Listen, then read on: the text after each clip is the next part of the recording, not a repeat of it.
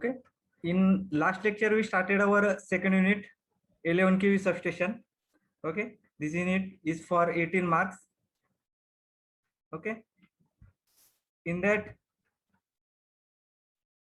we studied pole mounted, plinth mounted substation. Okay. We see first point, need for pole mounted and plinth mounted substation. Pole mounted substation आणि plinth mounted substation जे आहे तर त्या सबस्टेशनची आवश्यकता काय आहे ते आपण लास्ट लेक्चर मध्ये स्टडी केलेले आहे. सर्वांना समजलं असेल. त्यानंतर advantages of outdoor substation. Okay. जे आउटडोअर सबस्टेशन आहेत तर त्यांचे ऍडव्हान्टेजेस काय आहेत, त्याचे फायदे काय आहेत ते आपण लास्ट लेक्चर मध्ये स्टडी केले. त्यानंतर 11 kV by 440 volt pole substation equipment and accessories. Okay. की 11 बाय 440 व्होल्ट जे सबस्टेशन आहे तर त्या ठिकाणी कोणकोणते इक्विपमेंट आपण यूज करतोय. ओके. कोणकोणते ऍसेसरी यूज केल्या जातात ते आपण या ठिकाणी स्टडी केलेले आहे. ओके. तर त्यामध्ये 3 phase transformer, lightning arrester, metering current transformer, metering voltage transformer, air break switch, then drop out fuse, then insulators and distribution box. Okay. हे जनरल इन्स्ट्रुमेंट आहेत. ओके. जे की आपण 11 kV सबस्टेशन मध्ये आपण यूज करतोय. ओके. त्यानंतर डिटेल मध्ये आपण 1 बाय 1 टोटल जे इक्विपमेंट आहेत. ओके. ते इक्विपमेंटचे फंक्शन्स काय काय आहेत, त्यानंतर त्या इक्विपमेंटचं रेटिंग काय आहे. ओके. ते आपण त्यामध्ये स्टडी केलेले आहे. Okay. 3 phase distribution transformer,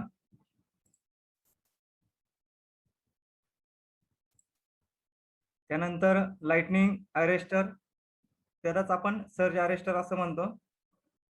okay. त्यानंतर types of lightning arresters. Okay. Then current transformer. Okay. Current transformer function and rating. Okay. Then voltage transformer. Okay. प्रत्येकाचं आपण फंक्शन काय काय आहे आणि रेटिंग काय आहे ते आपण काल डिटेल मध्ये स्टडी केलेले आहे. ओके.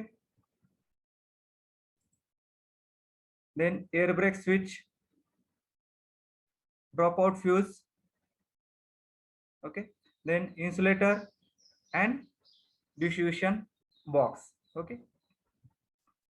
लास्ट लेक्चर पर्यंत आपण इथपर्यंत स्टडी केलेलं आहे. ओके. तर इथपर्यंत सर्वांना समजलंय, त्यामध्ये काही डिफिकल्टी वगैरे नाही ना, डाऊट वगैरे काही?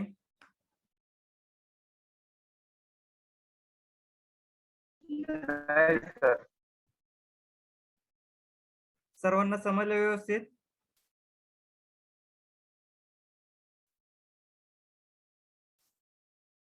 हो सर. बोला चला सर्वांनी.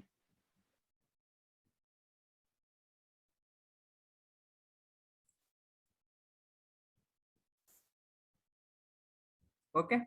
Now today we are starting our next topic, layout and single line diagram of pole mounted substation. Okay. Pole mounted substation जे आहे तर त्याची सिंगल लाईन डायग्राम आणि लेआउट. ओके. तो आपण आज स्टडी करणार आहोत. ओके. तर सिंगल लाईन डायग्राम. ओके. आता सिंगल लाईन डायग्राम काय राहते बरं सांगा.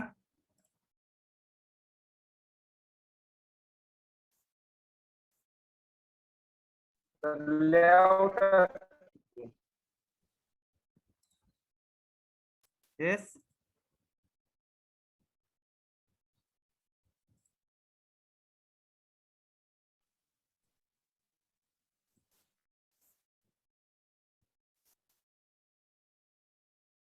सिंगल लाईन डायग्राम आपण कशासाठी यूज करतो?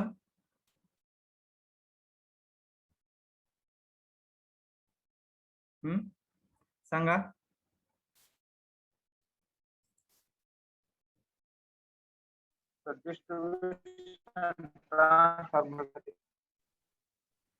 आवाज क्लिअर येत नाही तुमचा.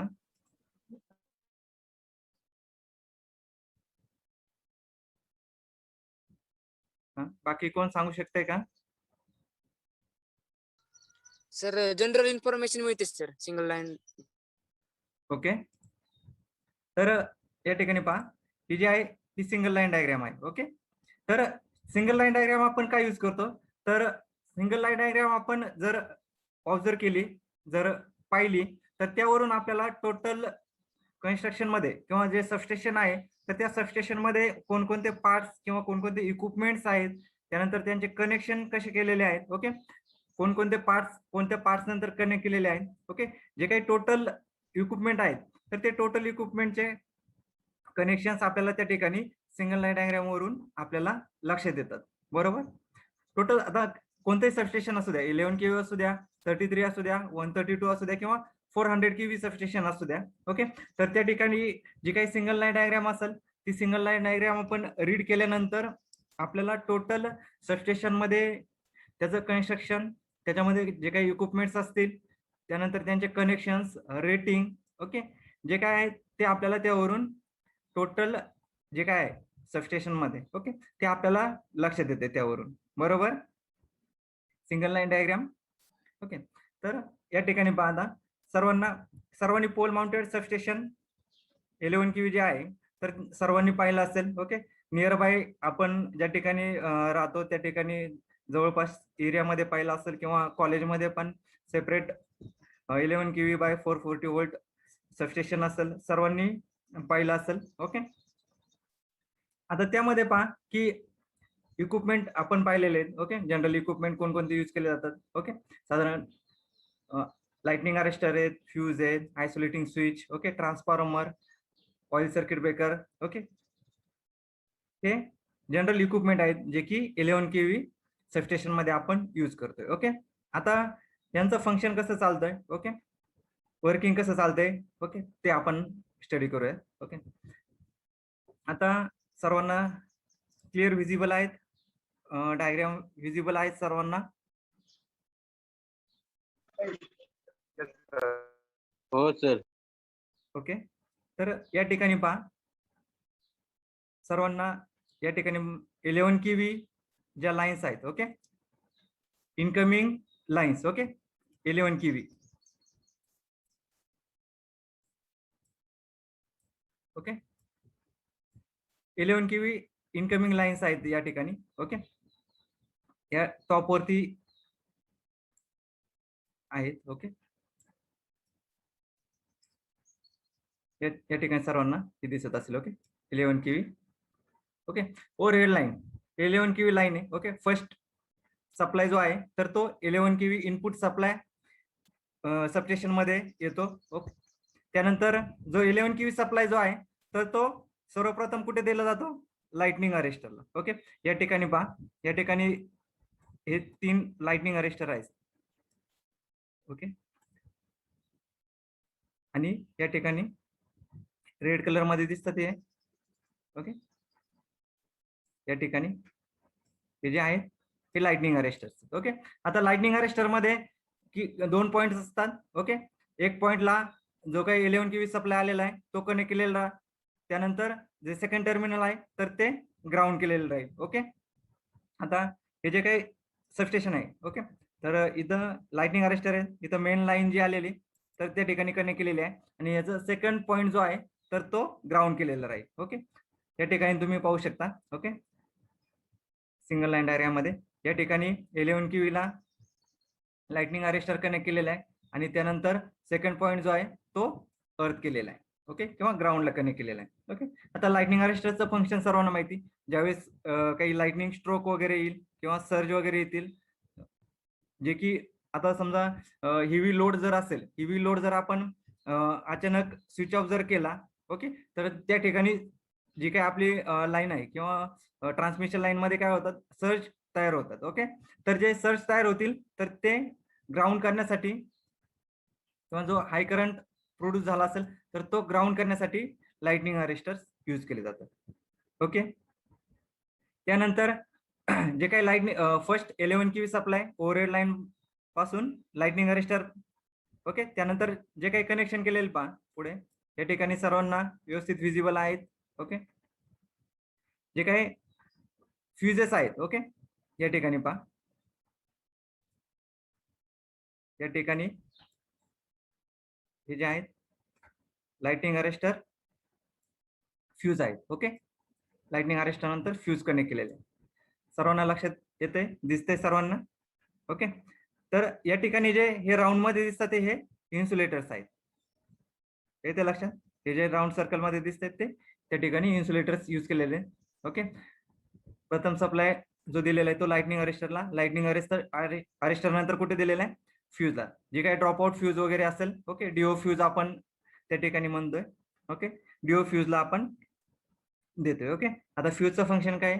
तर ज्यावेळेस शॉर्ट सर्किट होईल, ओके, किंवा ओव्हर करंट जो आहे तो जर सिस्टीम मधून फ्लो होत असेल, ओके, तर त्या ठिकाणी फ्यूज जे आहेत तर त्या ब्लो होतात आणि जे काही आपले ट्रान्सफॉर्मर असेल किंवा बाकी इक्विपमेंट्स असतील तर ते प्रोटेक्ट केले जातात. ओके, जर सिस्टीम मधून ओव्हर करंट जर फ्लो झाला तर जे काही लाईन्स आहेत आपल्या, ओके, त्यावरती जे काही इन्सुलेशन असेल, ओके, सेकंडरी साईडला जे काही केबल्स आपण यूज केलेले असतील, ओके, तर त्यामध्ये जर हेवी करंट जर फ्लो झाला तर ते इन्सुलेशन जे आहेत तर ते बर्न होऊ शकतात, लाईन्स जे आहेत तर त्या शॉर्ट सर्किट होऊ शकतात.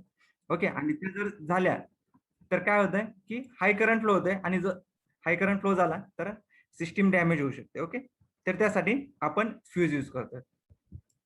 ओके, ज्यावेळेस हेवी करंट फ्लो होईल त्यावेळेस ह्या फ्यूज ज्या आहेत त्या बर्न होतात. ओके, आता फ्यूज नंतर या ठिकाणी पहा इथं डीओ फ्यूज आहेत, ड्रॉप आउट फ्यूज. ओके, त्यानंतर कनेक्शन कुठे कनेक्ट केलेले पहा, इथं हे पॉइंट दिसतात हे 3 पॉइंट्स आहेत. ओके, या ठिकाणी. ओके, हे जे आहेत हे त्यालाच आपण काय आयसोलेटिंग स्विच किंवा एअर ब्रेक स्विच त्या ठिकाणी आपण म्हणतोय. ओके, आता हे जे काही आयसोलेटर्स आहेत, ओके, किंवा एअर ब्रेक स्विच आहेत तर त्यांना काय केलेले पहा, या ठिकाणी हा हँडल कनेक्ट केलेला आहे. ओके, या ठिकाणाहून पहा, ओके, हा हँडल कनेक्ट केलेला आहे. ओके, इथं या ठिकाणी कनेक्ट केलेलं आहे पहा.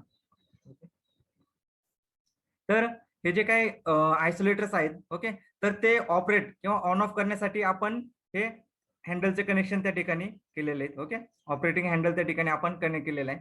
ओके, आता ज्यावेळेस काही मेंटेनन्स वर्क असेल, ओके, किंवा काही फॉल्ट वगैरे सिस्टीम मध्ये झाला असेल, ओके, तर तो आपल्याला रिपेअर करायचा आहे किंवा ट्रान्सफॉर्मरचा काही प्रॉब्लेम असेल तर तो आपल्याला व्यवस्थित करायचा असेल तर त्या ठिकाणी आपण काय करतोय, हे जे आयसोलेटर्स आहेत, ओके, एअर ब्रेक स्विच जे आहेत, ओके, ते आपण काय करतोय ओपन करतोय. ओके, जेणेकरून जे काय मेन इनकमिंग लाईन आणि जी काही आपली सिस्टीम आहे तर ती आपण आयसोलेट करू. ओके, जे जे करून आपण काय करू शकतो की मेंटेनन्स करताना आपल्याला इझी राहील. ओके, तर त्यासाठी आपण हे हँडल थ्रू आपण आयसोलेटर जे आहेत तर ते ऑपरेट करतोय. येथे लक्षात सर्वांना?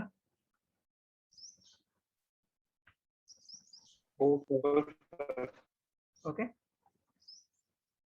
आता काय आहे की नंबर ऑफ सबस्टेशन जे काही 11 केव्ही सबस्टेशन आहेत, ओके, ते नंबर ऑफ सबस्टेशन्स आहेत. खूप सारे सबस्टेशन्स आपण डिस्ट्रीब्युशन साठी यूज करतोय, बरोबर. तर समजा एखादा सबस्टेशन असेल, एखादं 11 केव्ही सबस्टेशन असेल, ओके, त्या ठिकाणी जर काही प्रॉब्लेम झाला असेल किंवा ट्रान्सफॉर्मर जो आहे तर तो काही डॅमेज झाला असेल तर त्या ठिकाणी आपल्याला समजा काही मेंटेनन्स वर्क करायचा असेल, ओके, तर आपल्याला बाकीचे सिस्टीम बंद करून चालणार नाही. ओके, तर त्यासाठी काय केलेलं आहे या ठिकाणी हे आयसोलेटर्स बसवलेले आहेत. ओके, जेणेकरून काय की फक्त इथले जे सबस्टेशन आहे तर ते बंद होईल, बाकीचे जे सबस्टेशन असतील तिथला सप्लाय जो आहे तर तो कंटिन्यू राहील. ओके, तर त्यासाठी हे आयसोलेटर्स यूज केले जातात. ओके, त्याने आपण आयसोलेट करू शकतो. ओके, ओके, त्यानंतर आयसोलेटर जे आहेत, आयसोलेटर नंतर काय की जो काही सप्लाय आलेला आहे तर तो सप्लाय कुठे कनेक्ट केलेला आहे?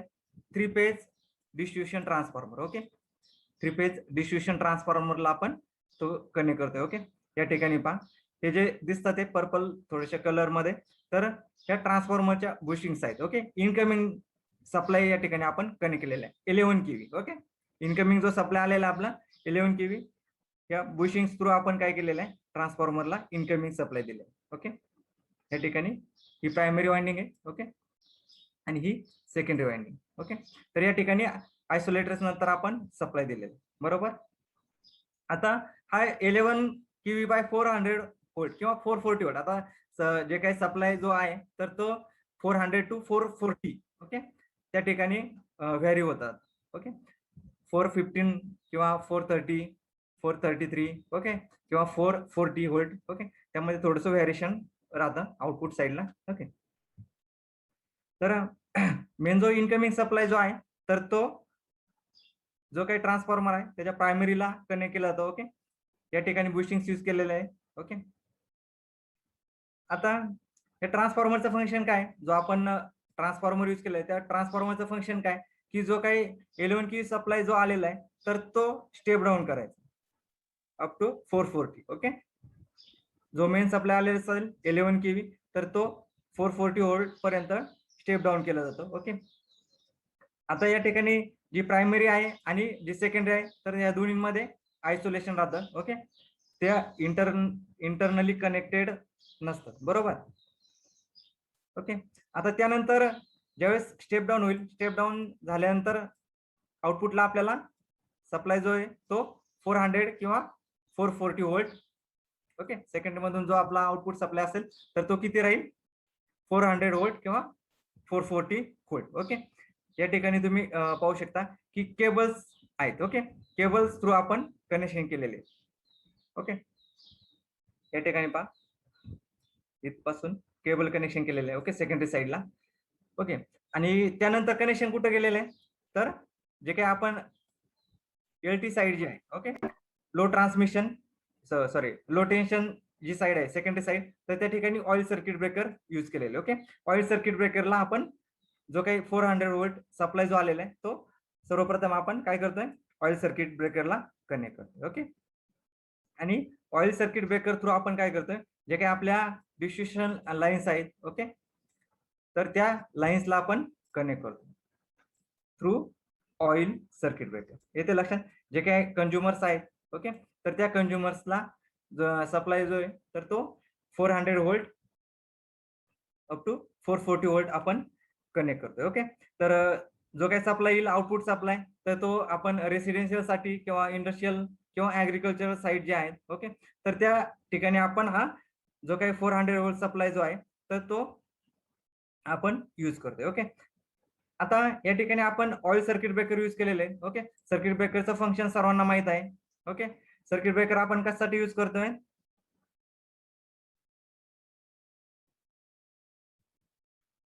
सांगा, सर्किट ब्रेकर फंक्शन सांगा.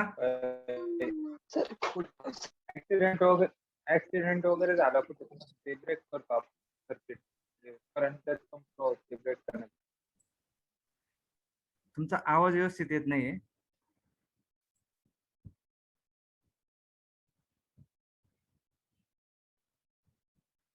ओके, जे काही सर्किट ब्रेकर आहेत ओके तर सर्किट ब्रेकर जे आहेत तर ज्यावेळेस काही फॉल्ट वगैरे होईल ओके सेकंडरी साईड जी आहे ओके कंझ्युमर साईडला ओके या साईडला ज्यावेळेस काही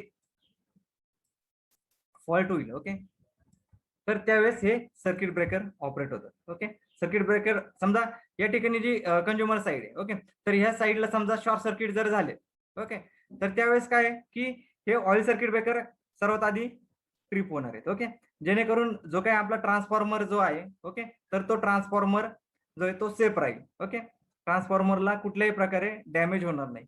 ओके, त्यासाठी हे सर्किट ब्रेकर यूज केलेले. ओके, येते लक्षात. तर ओके ऑइल सर्किट ब्रेकर त्या ठिकाणी आपण यूज केलेले आहे. ओके, आता जो काही आउटपुट सप्लाय आहे ओके डिस्ट्रीब्युशन साईडला तर ज्या दोन लाईन्स असतील तर त्या दोन लाईन मध्ये आपल्याला माहिती जो सप्लाय राहतो तो 440 volt. Okay, phase to phase voltage जे आहे तर ते किती राहतं 440 व्होल्ट आणि phase to neutral okay single phase जो सप्लाय तो किती राहतो 230 व्होल्ट जो की आपण होम अप्लायन्सेस मध्ये किंवा रेसिडेन्शियल मध्ये आपण सिंगल फेज सप्लाय यूज करतोय. ओके, सर्वांना समजले, वर्किंग समजलं. 11 kV बाय समजलं सर. ओके. बाकी समजलं. समजलंय ना? बाकीच्यांचा रिप्लाय नाही येते. Yes sir. Okay.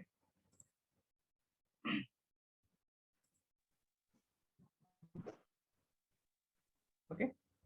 Pole mounted substation आता आपण स्टडी केलेलं आहे. ओके. लास्ट लेक्चर मध्ये आपण स्टडी केलेलं. Okay. It is a distribution substation place overhead on a pole. Okay. It is the cheapest form of substation as it does not involve any building work. Okay. Then the lightning arresters are installed on the ST side to protect the substation from lightning stroke. Then the 11 kV lines are connected to the transformer through gang isolator and fuses. Okay. Then the transformer step down the voltage to 11 kV जे voltage असेल. Okay. तर ते step down केलं जातं up to 440 volt. आणि in outgoing line ज्या आहेत तर त्या काय राहणार आहेत 3 फेज 4 वायर. ओके. त्यामध्ये RYB या 3 फेज असणार आहेत आणि एक न्यूट्रल. ओके. असं 3 फेज 4 वायर सप्लाय राहतं. Okay. The voltage between any two line is 440 volt, whereas the voltage between any line and neutral is 230 volt. Okay. The oil circuit breaker installed on the LT side. Okay. Automatically isolate the transformer from the consumers in the event of any fault. Okay. जो काही fault वगैरे झाला असेल distribution एंडला. Okay.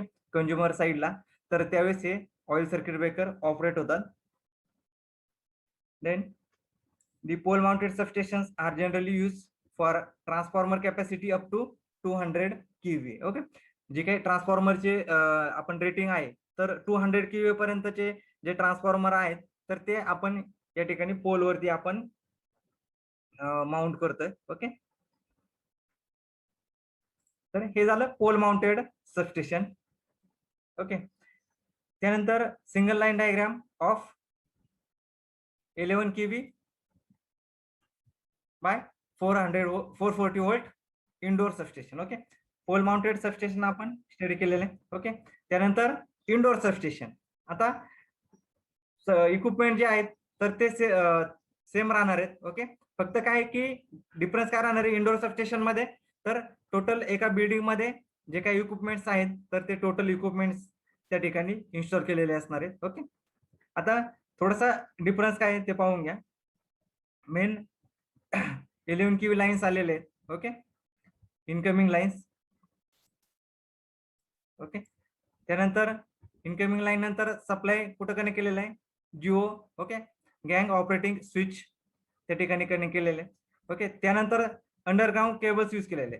Okay. आता जे काही indoor substation असेल तर त्या ठिकाणी केबल्स यूज करतो आपण. सप्लाय जो आहे तर तो ट्रान्सफर करण्यासाठी अंडरग्राउंड केबल्स आपण त्या ठिकाणी यूज करतोय. ओके. त्यानंतर या साईडला काय कनेक्ट केलं प्रायमरी साईडला. ओके. ट्रान्सफॉर्मर कनेक्ट म्हणजे जी ट्रान्सफॉर्मरची प्रायमरी आहे तर त्याच्या अगोदर आपण काय केलेले ऑइल सर्किट ब्रेकर त्या ठिकाणी यूज केलेले. Okay. 11 kV oil circuit breaker. Okay. त्यानंतर CT यूज केलेले आहे. Okay. Current transformer current measure करण्यासाठी. ओके. आणि त्यानंतर distribution transformer 11 kV by 400 volt ट्रान्सफॉर्मरला सप्लाय कनेक्ट केलेला आहे. ओके. आणि त्यानंतर सेकंडरी साईड जी आहे तर त्या ठिकाणी परत आपण काय केलेले आहे ऑइल सर्किट ब्रेकर यूज केलेले. ओके. आणि त्या ठिकाणाहून जो काही 400 volt सप्लाय किंवा 440 volt सप्लाय जो आहे. ओके. तर या ठिकाणी आपण बस बार यूज केलेले. ओके. बस बार सर्वांना माहिती बस बार काय यूज करतो आपण तर त्या ठिकाणी आपण नंबर ऑफ लाईन्स जे आहेत. ओके. तर ते आउटगोइंग लाईन्स असतील. ओके. तर ते आपण त्या ठिकाणी बस बारला कनेक्ट करू शकतो. ओके. तर आता वेगवेगळ्या ठिकाणी वेगवेगळे कंझ्युमर्स असतील. ओके. तर त्यांना 400 volt सप्लाय जो आहे तर तो आपण त्या बस बार थ्रू आपण सर्वांना प्रोव्हाइड करतो. ओके. त्यानंतर सेकंडरी साईडला अगेन CT यूज केलेलं आहे आणि ऑइल सर्किट ब्रेकर यूज केलेले. ओके. तर या ठिकाणी प्रत्येक जी लाईन आहे. ओके. तर त्या प्रत्येक लाईनला सेपरेट ऑइल सर्किट ब्रेकर त्या ठिकाणी आपण यूज करतोय. ओके. जर आता काय होतं की ज्यावेळेस एखादा फॉल्ट होतं. ओके. आता समजा हे 2 लाईन्स आहेत. ओके, हा इकडे सेपरेट कनेक्शन्स आहेत आणि या साईडला सेपरेट कनेक्शन्स आहेत. ओके, ज्यावेळेस या साईडला जर फॉल्ट झाला तर त्यावेळेस काय की ही साईड जी आहे टोटल तेवढीच ऑफ व्हायला पाहिजे. ओके, इकडची साईड जर हेल्दी असेल, या ठिकाणी जर काही प्रॉब्लेम नसेल तर इकडचा जो सप्लाय आहे तर तो कंटिन्यू राहायला पाहिजे. ओके, त्यासाठी आपण त्या ठिकाणी सेपरेट ऑइल सर्किट ब्रेकर आपण त्या ठिकाणी यूज करतो. बरोबर, तर त्यासाठी हे ऑइल सर्किट ब्रेकर यूज केलेले. ओके, तर हे इंडोर जे सबस्टेशन आहे तर त्याची सिंगल लाईन डायग्राम आहे. ओके, थोडासा डिफरन्स आहे. ओके, पोल माउंटेड सबस्टेशन आणि ज्या इंडोर सबस्टेशन आहे त्यामध्ये थोडा डिफरन्स आहे. ओके,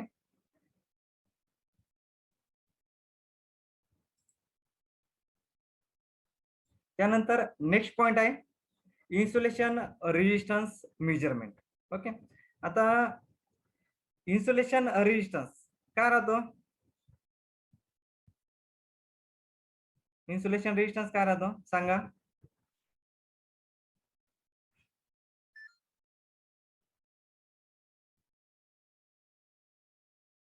सांगता येईल सर्वांना?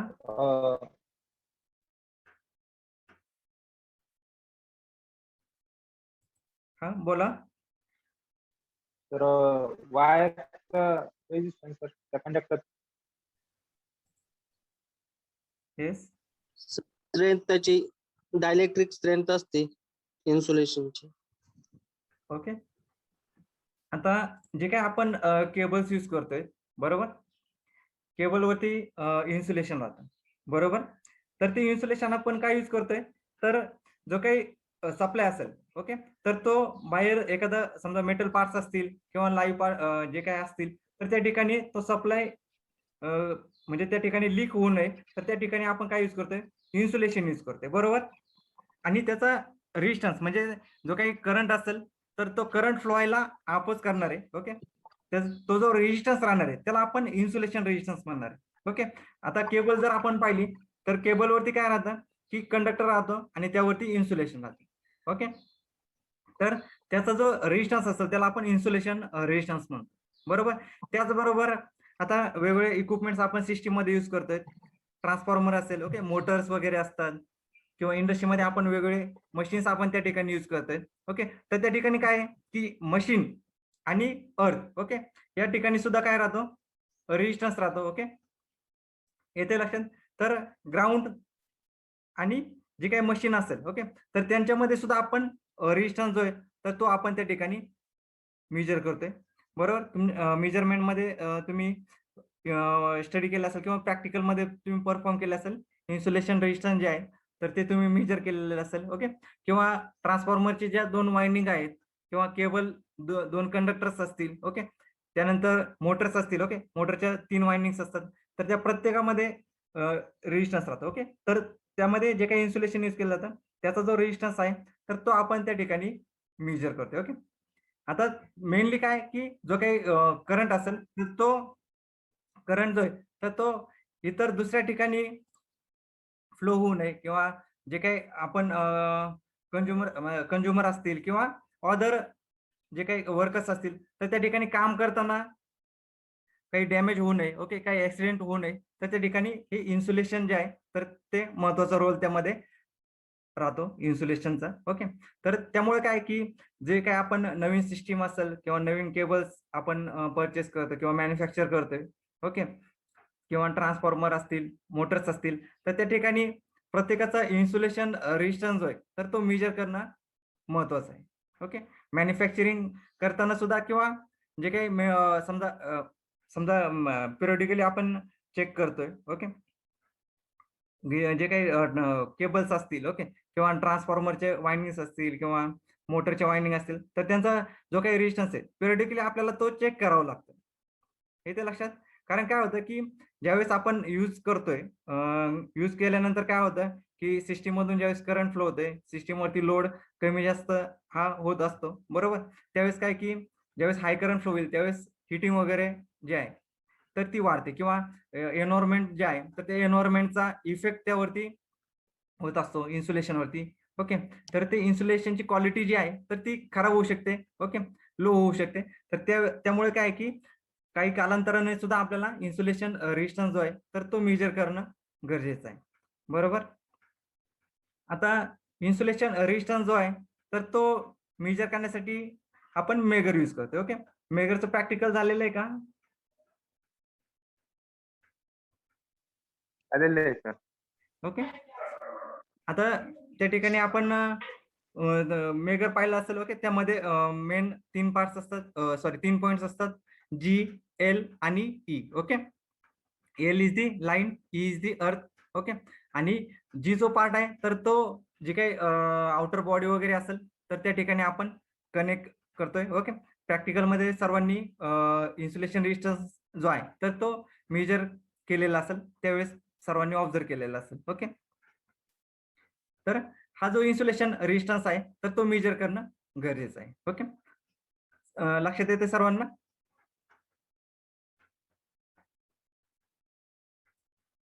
Okay, an insulation resistance.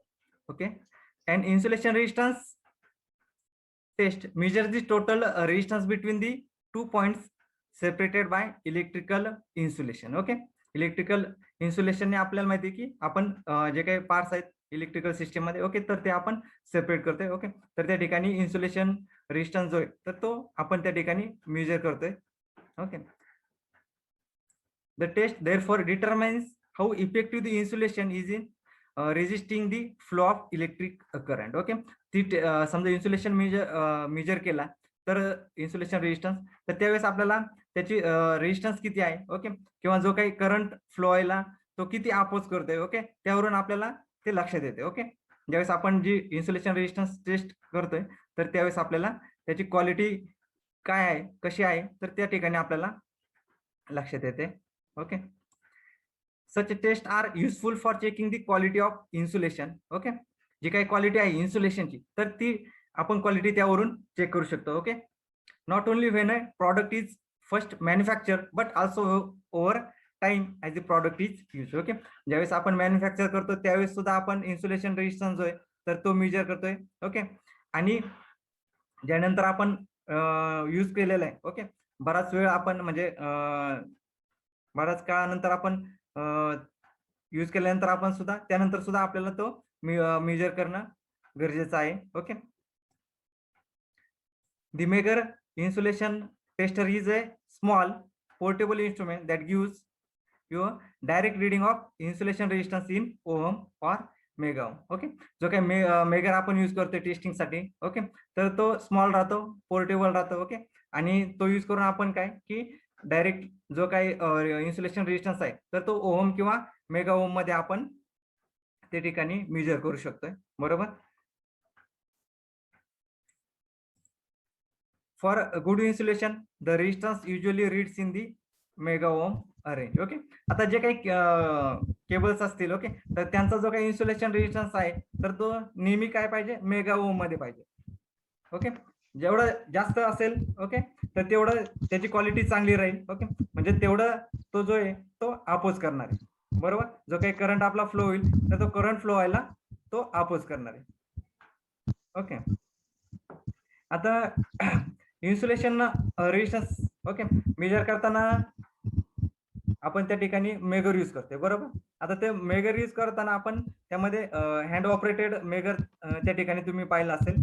Okay, तर त्या ठिकाणी तुम्ही त्यावेळेस हँडल ज्यावेळेस रोटेट करताय तर त्यावेळेस जे काही त्यामध्ये डीसी जनरेटर यूज केलं जातं. ओके, तर त्या ठिकाणी किती जनरेट किती होतं बरं, सप्लाय किती जनरेट होतो माहिती आहे?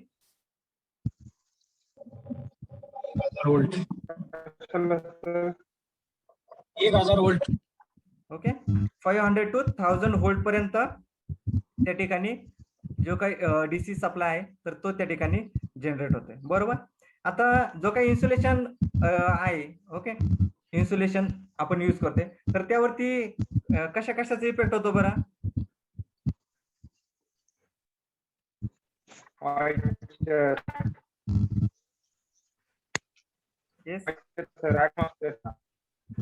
ओके, आता ऍटमॉस्फेअर जे आहे तर ऍटमॉस्फेअर मध्ये टेम्परेचर आणि मॉइश्चर, ओके, यांचा मेन इफेक्ट जो आहे तो इन्सुलेशन रेजिस्टन्स वरती होत असतो. बरोबर. आता सर्वांना माहित आहे की मॉइश्चर कंटेंट जे आहे, ओके, मॉइश्चर जर त्यामध्ये जर ऍड झाले, ओके, मॉइश्चर मध्ये काय राहतात, वॉटर पार्टिकल्स असतात, ओके, आणि वॉटर पार्टिकल्स असल्यानंतर आपल्याला माहिती की त्यामुळे काय आहे, की जो रेजिस्टन्स आहे तर तो काय होतो, कमी होतोय. बरोबर. आणि त्या थ्रू काय होतंय की लिकेज करंट जो आहे तर तो लिकेज करंट फ्लो होऊ शकतो. हे तर लक्षात. जर इन्सुलेशन मध्ये जर मॉइश्चर कंटेंट जर ऍड झाले तर त्यावेळेस काय होऊ शकतं की त्याचा जो काही इन्सुलेशन रेजिस्टन्स जो आहे तर तो डिक्रीज होऊ शकतो. टेम्परेचरचा इफेक्ट इन्सुलेशन वरती होतो. ओके. आता टेम्परेचर ज्यावेळेस एन्व्हायरमेंट मध्ये टेम्परेचर इन्क्रीज झालं, ओके, तर त्यावेळेस काय होतंय, जर टेम्परेचर इन्क्रीज होते तर त्यावेळेस काय होतंय की जे काही इन्सुलेशन आहे, ओके, त्याचे जे काही स्ट्रक्चर आहे, ओके, तर ते जर गरम झालं, ओके, इन्सुलेशन केबल असतील, केबलवरचं जर इन्सुलेशन गरम झालं, ओके, तर त्यावेळेस काय होणार आहे का त्याची जी स्ट्रेंथ आहे फायर लागू तर ती स्ट्रेंथ जी आहे तर ती कमी होते. बरोबर. आणि ज्यावेळेस सप्लाय पण चालू राहतो, हेवी करंट त्या ठिकाणाहून फ्लो होत असतो आणि एन्व्हायरमेंटचं टेम्परेचर पण जर जास्त असेल त्यावेळेस काय होतं की जो काही इन्सुलेशन आहे तर ते इन्सुलेशन जे आहे तर त्याची क्वालिटी जी आहे तर ती डाऊन होते. हे ते लक्षात. आणि ज्यावेळेस सप्लाय आपण बंद करू किंवा इव्हनिंग ज्यावेळेस आहे, ओके, तर त्यावेळेस काय होतं की टेम्परेचर कमी राहतं. त्यावेळेस काय होतं ते जे इन्सुलेशन आहे, ओके, तर त्याची फ्लेक्झिबिलिटी म्हणा, ओके, त्याची क्वालिटी जी आहे तर ती हार्ड होऊन जाते. ओके. आणि तो ब्रेक होतो. इन्सुलेशन जे आहे ते त्यानंतर ब्रेक होतंय लवकर. ओके. तर टेम्परेचरचा त्यावरती या पद्धतीने इफेक्ट होतोय. ओके. त्यामुळे जे काही इन्सुलेशन रेजिस्टन्स जो आहे तर तो डिक्रीज होतोय. ओके. तर सर्वांना समजले इन्सुलेशन रेजिस्टन्स. हो सर. हो सर. हो सर.